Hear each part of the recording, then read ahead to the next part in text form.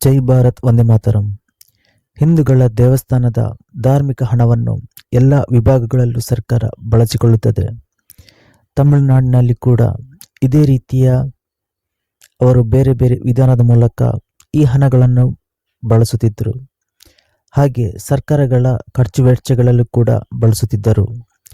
ಈಗ ತಮಿಳುನಾಡಿನ ಹೊಸ ಮುಖ್ಯಮಂತ್ರಿ ಆಗಿರುವಂತಹ ವಿಜಯ್ ಜೋಸೆಫ್ ಒಂದು ಅನೌನ್ಸ್ ಮಾಡಿದ್ದಾರೆ. ಅದೇನೆಂದರೆ ಇನ್ನು ಮುಂದೆ ಹಿಂದೂಗಳ ದೇವಸ್ಥಾನದ ಹಣವನ್ನು ಇನ್ನಿತರ ವಿಭಾಗಗಳಲ್ಲಿ ಬಳಸುವಂತಿಲ್ಲ ಹಾಗೂ ಸರ್ಕಾರಿ ಯೋಜನೆಗಳು ಹಾಗೂ ಕಲ್ಯಾಣಿ ಕಾರ್ಯಕ್ರಮಗಳಿಗೆ ಬಳಸುವಂತಿಲ್ಲ.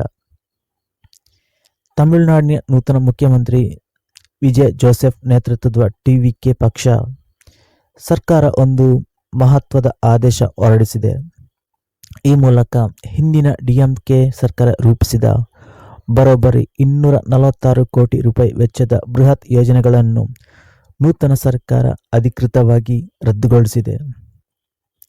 ಹಿಂದಿನ ಸರ್ಕಾರ ಅಂದರೆ ಡಿಎಂಕೆ ಸರ್ಕಾರವು ಹಿಂದೂ ಧಾರ್ಮಿಕ ಮತ್ತು ದತ್ತಿ ಇಲಾಖೆ ವ್ಯಾಪ್ತಿಗೆ ಒಳಪಡುವ ದೇವಸ್ಥಾನಗಳ ನಿಧಿಯನ್ನು ಬಳಸಿಕೊಂಡು 17 ವಾಣಿಜ್ಯ ಕಾಂಪ್ಲೆಕ್ಸ್ ಹಾಗೂ 29 ಕಲ್ಯಾಣ ಮಂಟಪಗಳನ್ನು ನಿರ್ಮಿಸಲು ಯೋಜನೆ ರೂಪಿಸಿತು.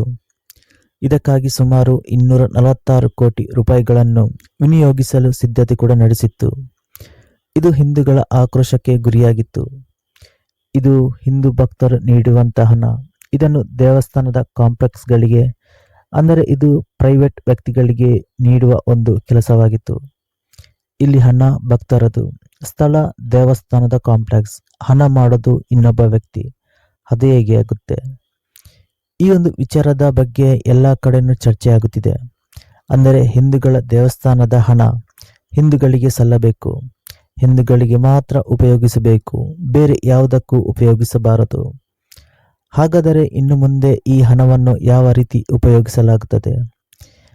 ದೇವಸ್ಥಾನಗಳಿಂದ ಬರುವ ಆದಾಯ ಮತ್ತು ನಿಧಿಯನ್ನು ಕೇವಲ ಆಯಾ ದೇವಸ್ಥಾನಗಳ ಜೀರ್ಣೋದ್ಧಾರ, ಭಕ್ತರ ಸೌಲಭ್ಯ ಹಾಗೂ ದೇವರ ಕಲ್ಯಾಣೋತ್ಸವ ಮುಂತಾದ ಧಾರ್ಮಿಕ ಕಾರ್ಯಗಳಿಗೆ ಮಾತ್ರ ಬಳಸಲಾಗುತ್ತದೆ. ಇದೊಂದು ಒಳ್ಳೆಯ ನಿರ್ಧಾರ.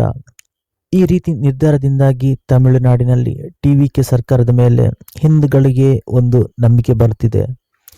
ಈ ಮುಜರಾಯಿ ಇಲಾಖೆ ಹಣವನ್ನು ಬೇರೆ ಯಾವುದಕ್ಕೂ ಉಪಯೋಗಿಸಲಿಲ್ಲ ಎಂಬುದು ಭಾವನೆ ಮೂಡುತ್ತದೆ.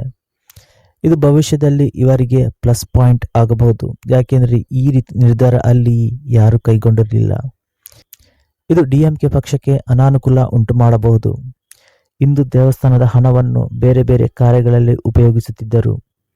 ಇದು ಅವರ ಪಕ್ಷದ ಉದಯನಿಧಿ ಸ್ಟಾಲಿನ್ ಹಿಂದೂಗಳ ವಿರುದ್ಧ ಹೇಳಿಕೆಗಳನ್ನು ಕೂಡ ಕೊಡ್ತಿದ್ರು.